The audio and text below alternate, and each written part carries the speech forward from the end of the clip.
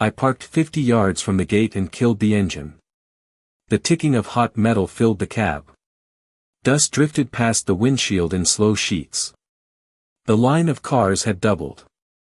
A pickup idled with the door open, driver pacing with a phone pressed hard to his ear. The gate stayed shut. The keypad blinked red, then green, then red again. Not random. Controlled. I stepped out and felt the gravel shift under my boots. Every step sounded louder than it should. A man waved me over, asking if I could open it. I did not answer. I watched the control box instead. The cover hung crooked. New screws. Fresh scratches. They had forced access and rewired the relay. That meant one thing. They were running my gate off their system now. Another mistake. I walked closer. Victoria raised her hand again, palm out this time. You were told to leave. Her voice carried over the engines. Calm. Practiced. I kept moving. The smell of hot brakes mixed with cut pine from the trees beyond the fence. I stopped at the keypad and pressed the old sequence from memory. The tone sounded wrong. Higher. Hollow. Someone had swapped the board. I leaned in and saw a thin wire spliced into the terminal strip. It ran down into a black receiver mounted where my backup switch used to be. They had not just locked me out.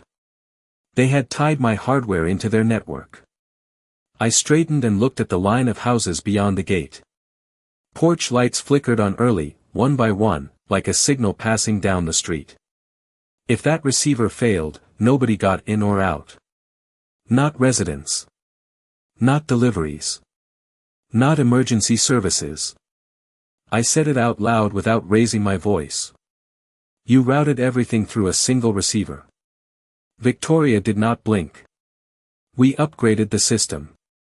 The guard shifted his weight. He knew what that meant. A siren chirped again inside the subdivision, then cut off mid-tone. The line of cars pressed closer to the gate. Horns started. Short bursts. Then longer. The sound echoed off the trees. Pressure building. I crouched and traced the conduit with my fingers. The insulation was new. Still stiff. They had done this fast. Too fast to file anything. Too fast to check load or failover. I stood and brushed the dust from my hands. You just created a choke point for every house in there, I said. Victoria smiled again, thinner this time. We created order. A delivery van rolled up behind me and stopped hard. The driver leaned out, frustrated, asking where to drop packages. No answer came from the gate. The keypad blinked red. Then it froze. The tiny screen went blank for a full second. That second stretched. Engines idled. Someone knocked on a car window.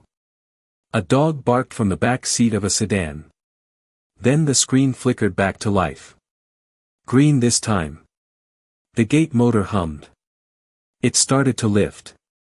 It stopped halfway. The hum deepened into a strain. Then silence. The gate hung there, crooked, like it could not decide which side it belonged to. I looked at the open control box again. The splice. The receiver. The missing manual override. They had removed the only fail-safe I installed years ago. That was not an oversight. That was control. And control breaks the moment it meets something it does not account for. I stepped back and watched the line of cars inch forward anyway, hopeful, impatient, trapped by a system they did not build. Victoria turned to her headset, speaking faster now, words clipped, calling for someone to reset the unit. No response came through that I could hear. The wind picked up and carried the smell of ozone from the box. Not strong. Just enough. I knew that smell. It meant heat where there should not be heat. It meant a circuit under stress. I slid my hands into my pockets and looked down the road that cut through my land like a vein. Everything in that neighborhood flowed through this point. Every morning. Every night. Every emergency. They had taken the entrance and tried to make it theirs. They did not understand what they had tied themselves to. Victoria lowered her headset and looked at me again, this time without the smile. The gate shuddered once, then went still. And then the lights on the keypad went dark again. The keypad died completely this time and the hum of the gate motor faded into a low mechanical groan before cutting out. No lights. No sound. Just a line of cars and a locked frame of steel hanging halfway open. The silence landed heavy. Then the noise came back all at once. Horns. Doors slamming. Someone shouting from the back of the line. Victoria pressed her headset tighter against her ear and turned away from me. Reset the system, she said, sharper now. Do it again. Nothing answered her. I stepped closer to the control box and tapped the side with my knuckle.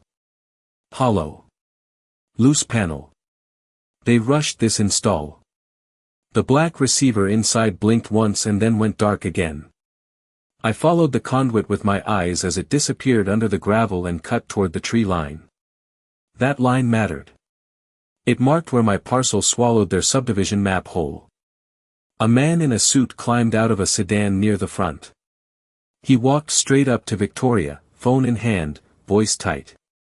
My kid has practice in 20 minutes. She gave him the same smile she gave everyone. It did not reach her eyes anymore. We are resolving a minor technical issue. Minor. I looked back at the gate.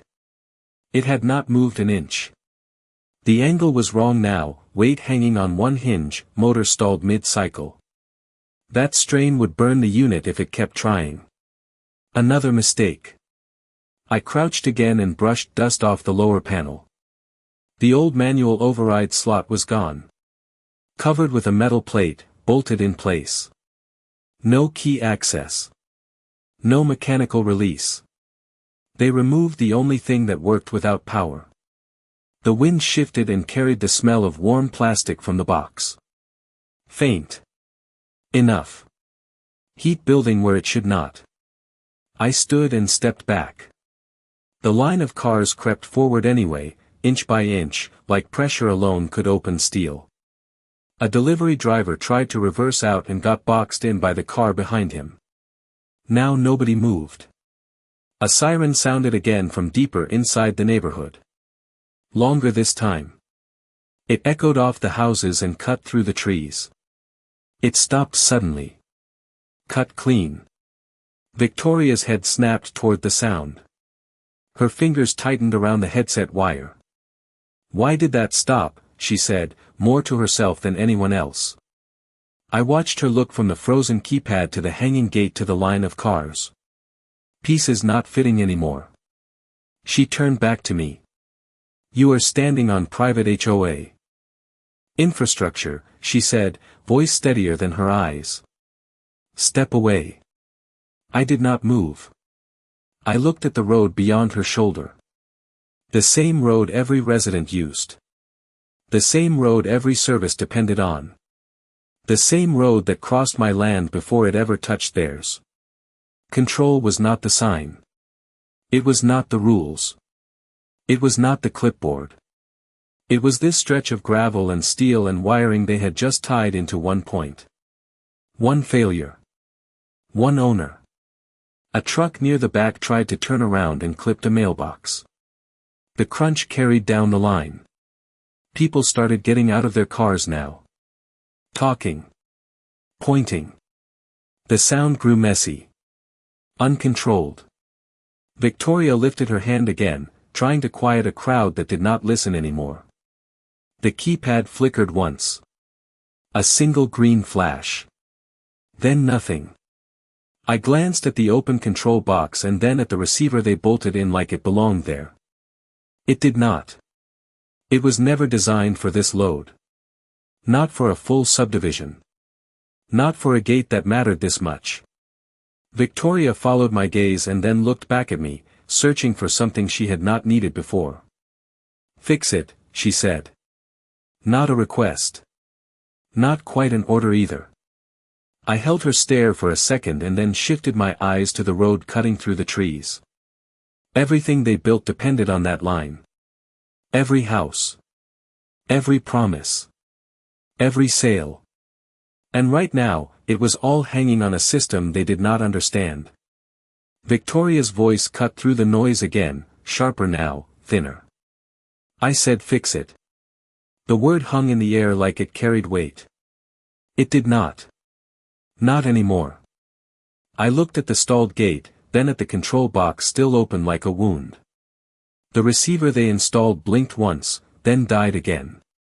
That pattern mattered. Intermittent failure. Not total loss. Which meant the system was still trying to hold control. Just not strong enough. A man pushed his way to the front, tie loosened, face flushed. My wife is inside, he said, pointing past the gate. She is not answering. Victoria raised a hand, but this time it did not stop him. People were no longer waiting for permission. That shift was small. But it was real. I stepped closer to the control box and reached in, not touching anything yet, just feeling the heat radiating off the components. Warm. Too warm for idle. They had overloaded the circuit. Tied too many signals into one line. That receiver was never meant to carry full traffic for an entire subdivision. It was designed as a remote add-on. Not a primary brain. Another mistake. I straightened and looked at Victoria. You replaced the original control board with a secondary receiver, I said. You bypassed the main relay. Her jaw tightened. She did not deny it. The guard shifted again, glancing at the line of cars, then back at her. The chain of command was cracking in small ways. The siren sounded again inside the neighborhood. Longer. Urgent. It did not cut off this time. It kept going, distant but steady. That changed everything. A woman near the front covered her mouth, eyes fixed on the road beyond the gate. The air felt different. Heavier. Less patient. I stepped back from the box and wiped my hand on my jeans. Dust streaked across my palm. I could fix it. In 5 minutes. Maybe less. Swap the board back. Restore the manual override. Reset the motor. The steps were simple. Muscle memory. I had done it before during storms when lightning took out the line. But this was not a storm. This was choice. I looked at the metal plate covering the manual override slot. Bolted tight. Deliberate. They had removed the one feature that did not rely on power. That told me everything about how they saw control. Absolute. Until it was not. Victoria took a step toward me, lowering her voice. This is your system, she said. You are responsible for maintaining it. I let that sit for a second. The words sounded clean. Legal. Designed to shift weight. But the wires inside that box told a different story. You changed it, I said. Without permission. A flicker crossed her face. Quick. Gone.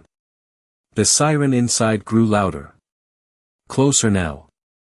The line of cars parted slightly as people stepped out, looking back down the road like they expected something to come through. It could not. Not with the gate hanging like that. Not with the system locked between commands. I glanced at the receiver again.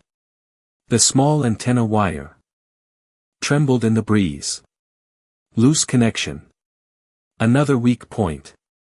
I followed that line in my head. Signal from their system. Into my hardware.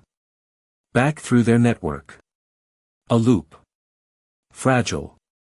Easy to break.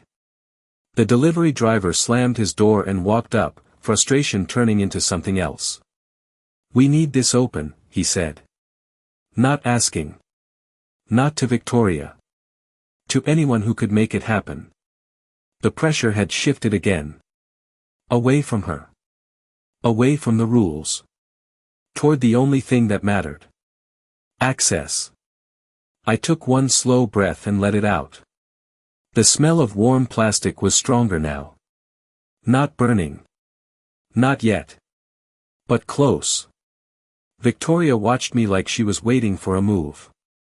Like she still believed she was in control of the board. I met her eyes, then looked past her at the road stretching into the subdivision, quiet except for that siren threading through the houses. Everything depended on this point. And right now, it depended on me. I reached for the edge of the control box, fingers hovering just above the wiring, and then stopped. I pulled my hand back from the control box and let it hang at my side. The heat coming off the wiring pulsed against my knuckles. The siren inside the neighborhood grew louder, closer now, echo bouncing off houses I could not see. People shifted. Voices rose. The line of cars tightened like a spring. Victoria stepped closer, heels grinding into my gravel. "Do it," she said, quieter this time, like the word might carry more weight if she lowered it. I did not look at her. I looked at the metal plate covering the manual override. 4 bolts. Fresh. Clean edges. Installed today. That detail mattered.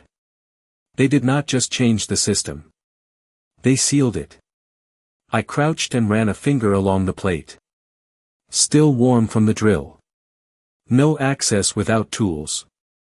No tools without time. And time was the one thing nobody here had anymore.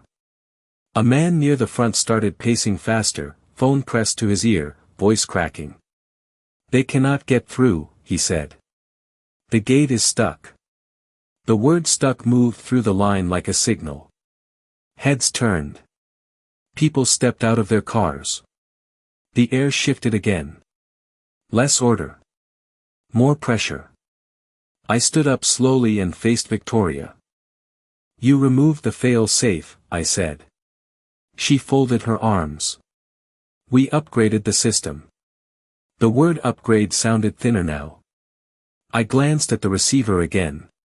Dark. Dead weight in the circuit.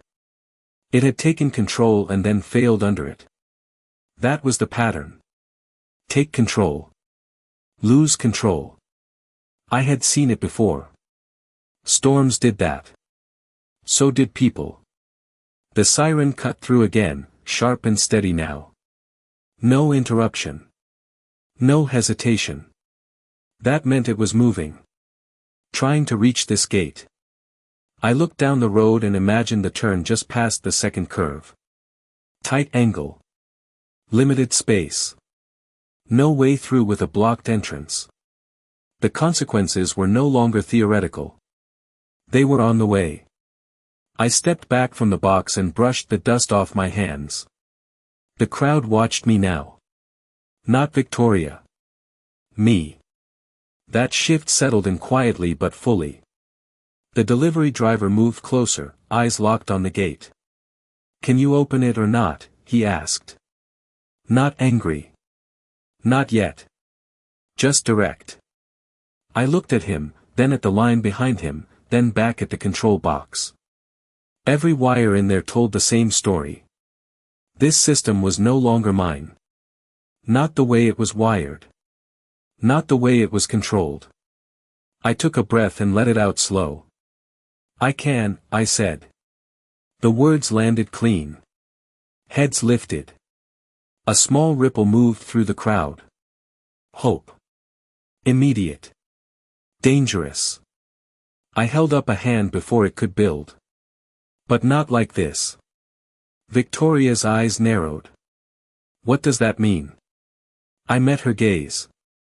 "It means I do not touch anything that has been altered without authorization." Her jaw set.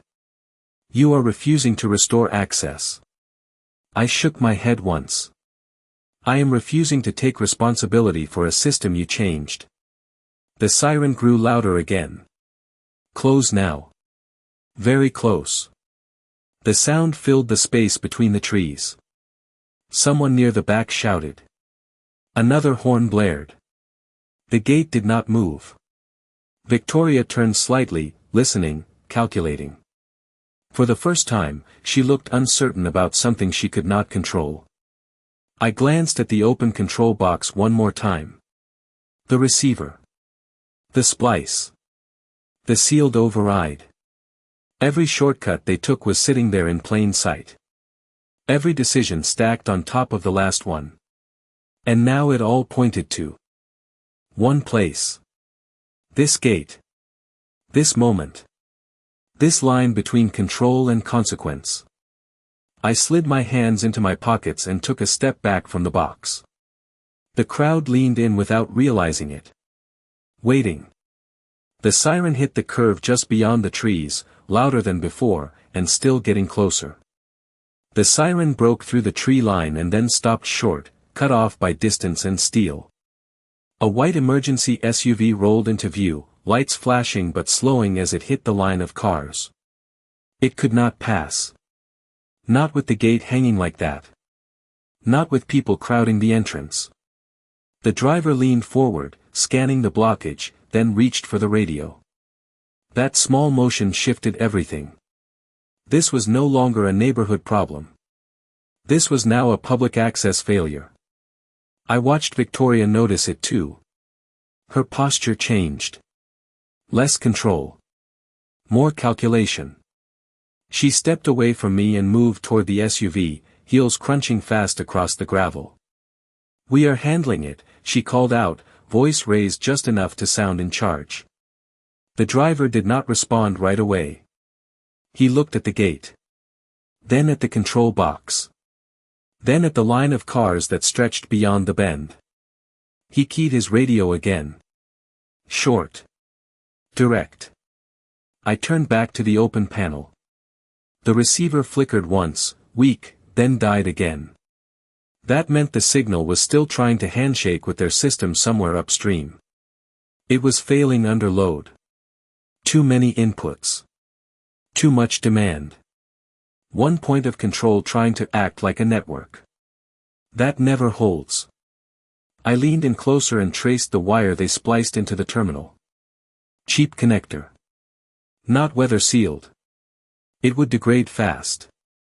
But right now, it was not weather doing damage. It was pressure. Constant, building, unavoidable pressure. A man behind me spoke low, almost to himself. "They locked us in." The words landed heavier than the horns. Locked in. Not out. In. That shift mattered. People turned their heads, looking not just at the gate, but back into the neighborhood behind them. Realizing direction went both ways. I straightened and stepped away from the box again. I did not touch it. Not yet. Victoria came back, faster now, no smile left. "You need to restore access immediately," she said. Not a request. Not even dressed up anymore. Just urgency.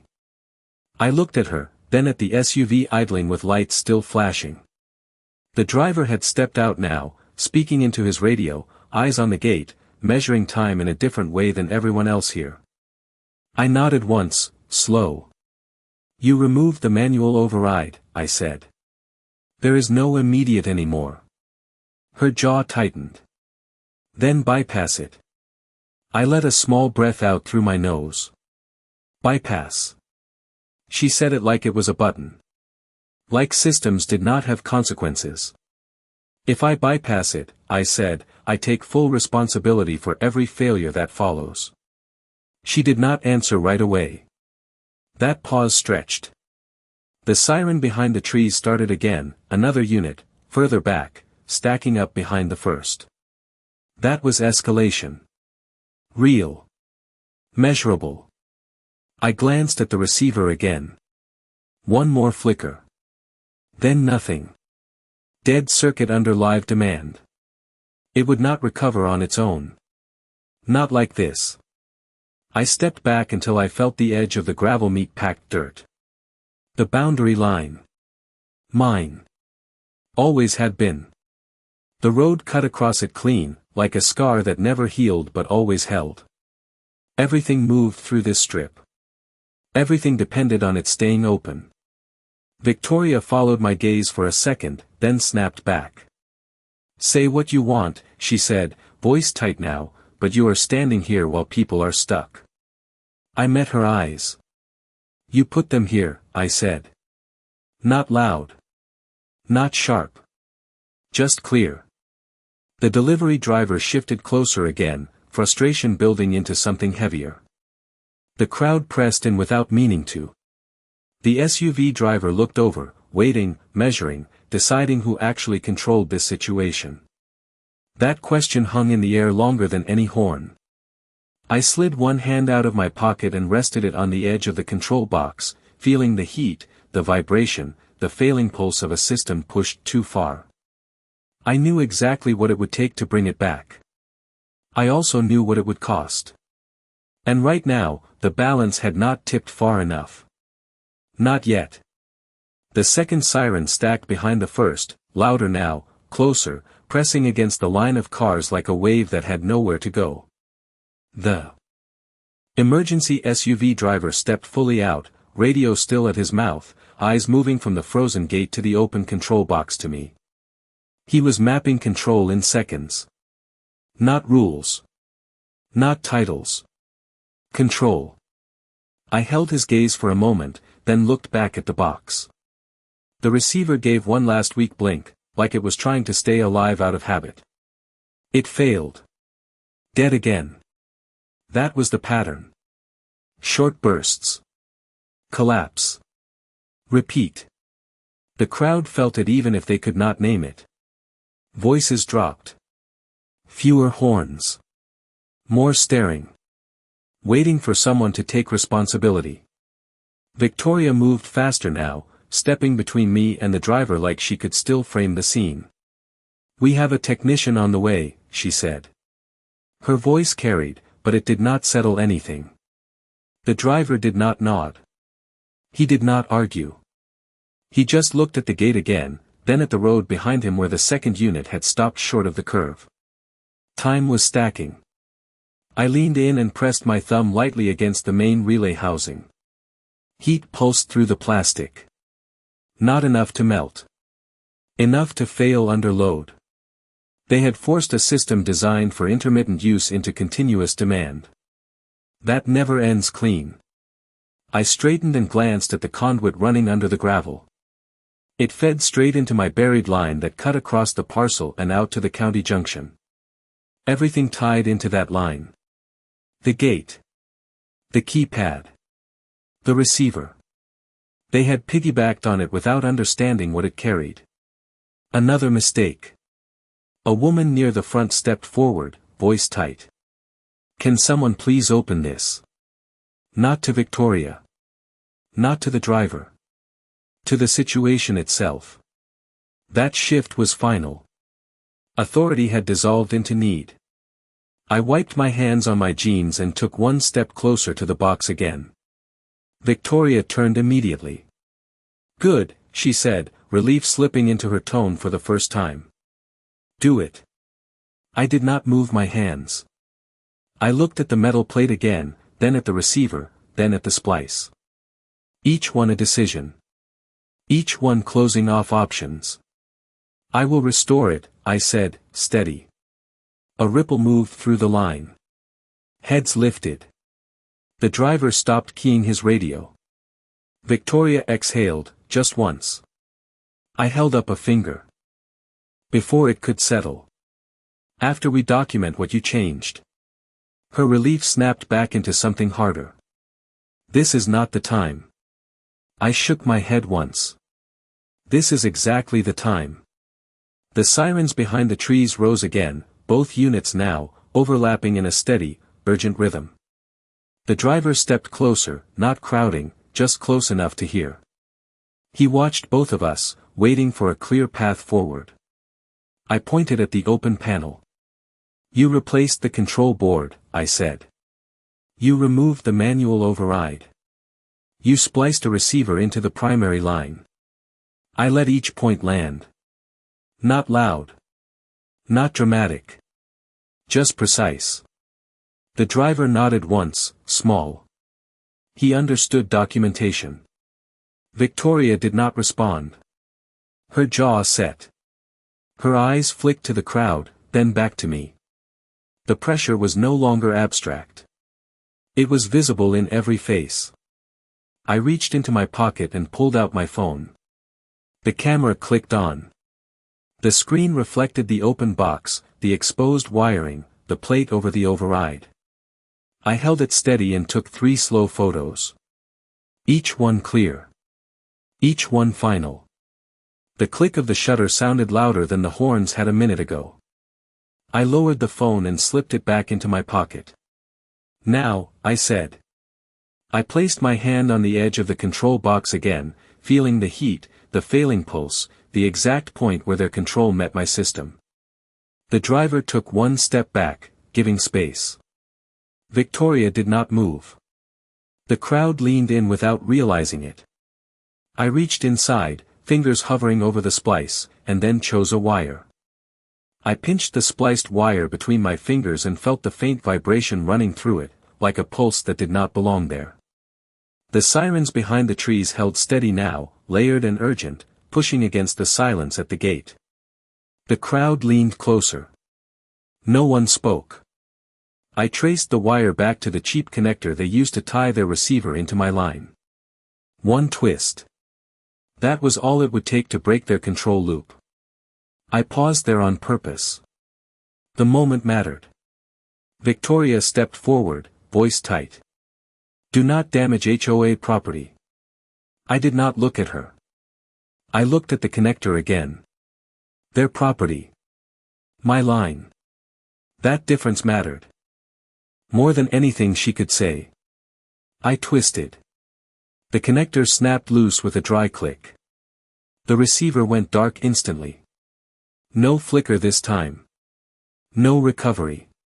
Clean break. The hum in the control box changed. Lower. Stable. The system shifted back to its original load path. The main relay clicked once, sharp and clean. That sound cut through everything. The crowd heard it.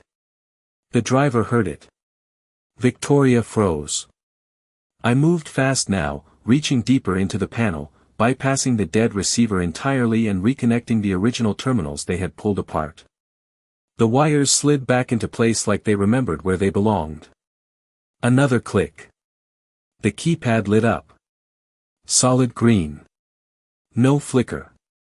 No hesitation.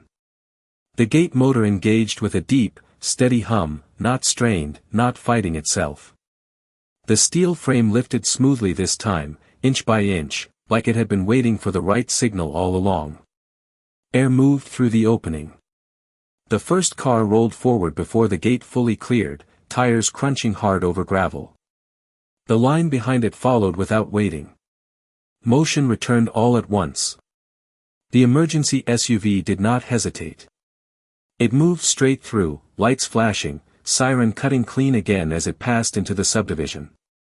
The second unit followed close behind, slipping through the gap while it was still rising. No wasted seconds. No confusion. Just movement. The pressure that had built at the entrance broke and flowed forward. I stepped back from the control box and wiped my hands on my jeans. The heat was still there, but it was different now. Controlled. Balanced. The driver slowed just past the gate and looked back once, meeting my eyes through the windshield. A small nod. Professional. Acknowledgement of control restored. Then he turned and disappeared down the road. Victoria stood still beside me, watching the last of the cars pass through. The crowd thinned fast, urgency pulling them forward. What had been a wall of noise minutes ago was now just engines fading into distance. The gate reached full open and held there, steady, quiet. I closed the control panel slowly but did not latch it. I left it open enough to see the wires inside. Evidence does not need to be hidden. Victoria finally turned toward me. No smile. No performance. Just calculation. You interfered with HOA infrastructure, she said. The words sounded weaker now, like they had lost something on the way out. I shook my head once.